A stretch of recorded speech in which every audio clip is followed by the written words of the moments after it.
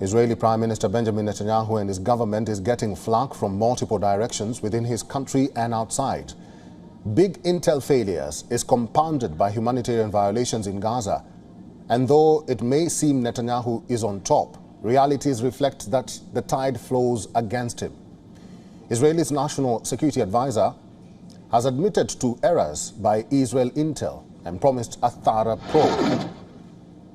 It has also been reported that Israel got a warning from Egypt of a potential violence 3 days before Hamas struck. An apparent direct notice from Cairo's intelligence minister to the prime minister, but authorities played down the threat. However, the national security advisor has also said that Israel received no concrete warning from Egypt about the Hamas attack.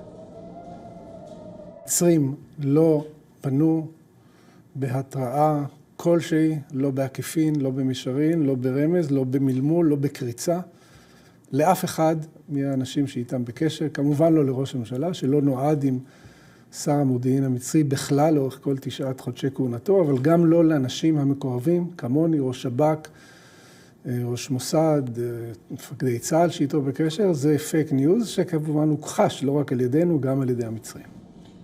Now, an all-out ground invasion on Gaza looms, which has triggered a mass displacement of Palestinians who are running from pillar to post to find refuge.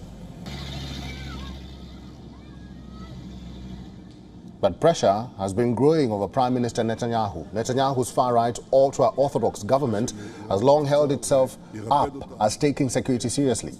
But security forces in Israel were largely focused in recent weeks and months on continuous protests within Israel over Netanyahu's efforts for a judicial overhaul.